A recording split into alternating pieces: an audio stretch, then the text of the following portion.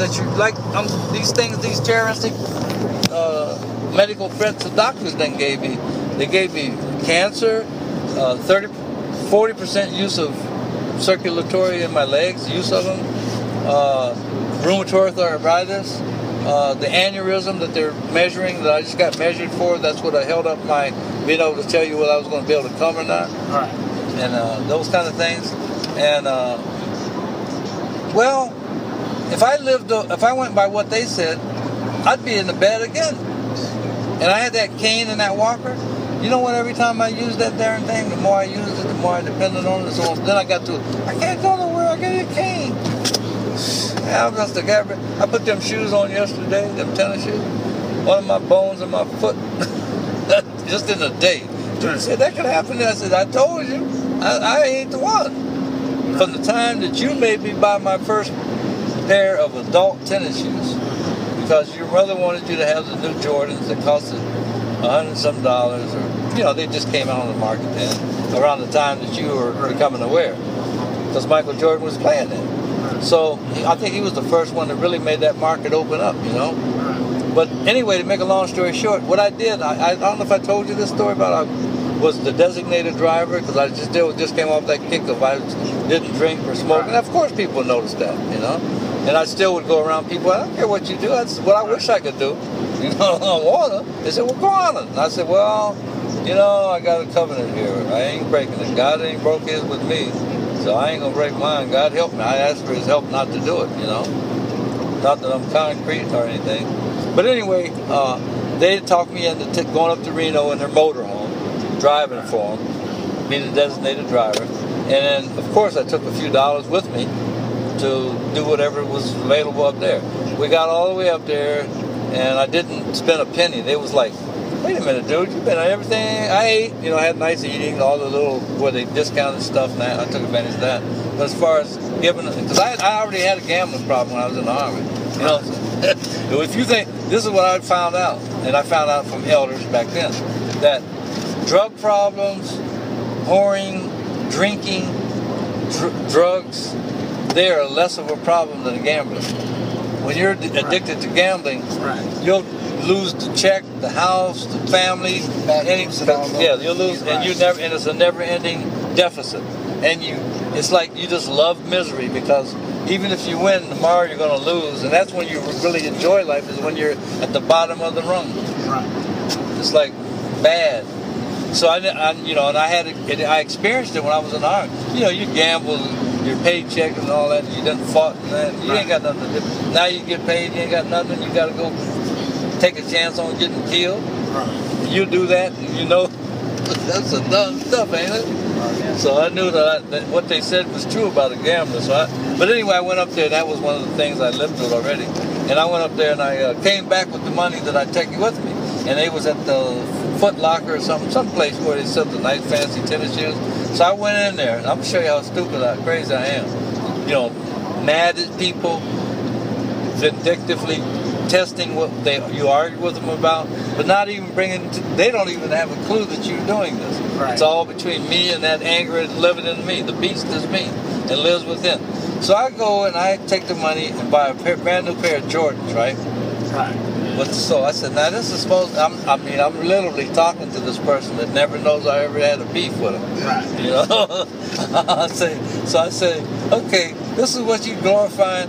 I took the shoes, I poured some concrete, and we put the concrete retardant to make it dry slow so it's stronger.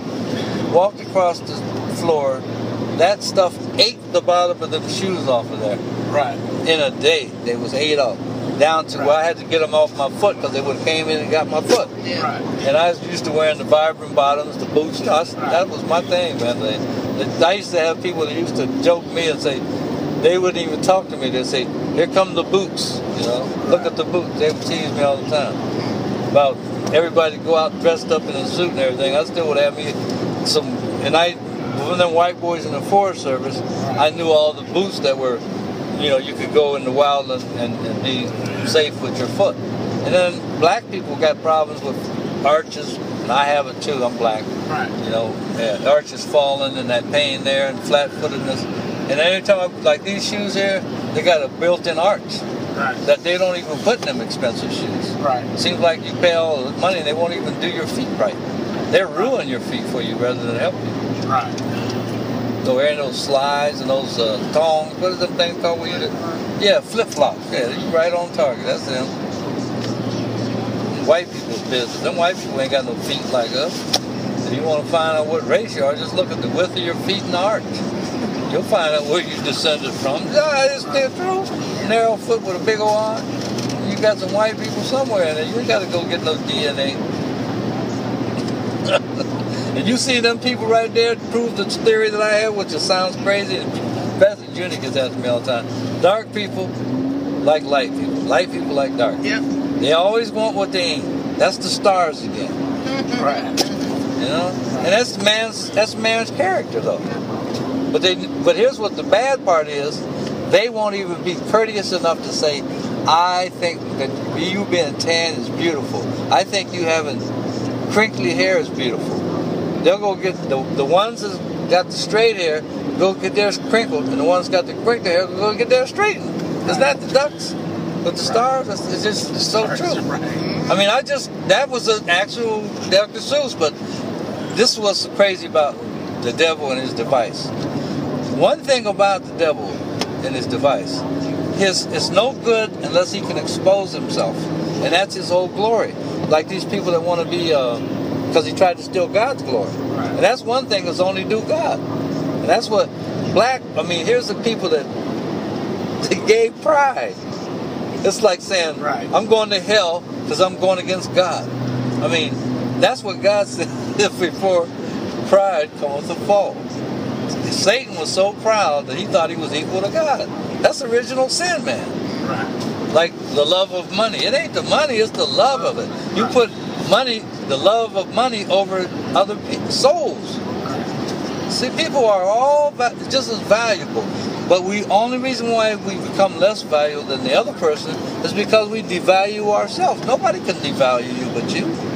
They call you a nut, that don't make you a nut. But as soon as you believe them and don't believe God said everybody, is under Jesus, and my son is protected and has his righteousness. So we're back where we started. After all that explaining, I still gonna come off as the crazy Negro that says, hey, God did that. Because in reality, in my heart of hearts, I still feel like, son, I wouldn't even have you. Do you not understand that one of my greatest gifts? I wouldn't even have you if those things that ever happened, if any one of those things that happened in my life had not occurred, right. You follow me? Right. Then God wouldn't be able to bring you here. Right. So, I mean, what can I say, man? Right. You're going to make me go against you? Right. That's like, I'm going to go against my love. Right. That's crazy. Right. That's what you won't do. Right. You're parents now. You got to say, either it's a blessing, right, or it is a curse to you. That's on you. I mean, and I know you know what's real on that. Bless, bless, bless, bless, bless. So I think this whole thing was like a miracle, a blessing of God.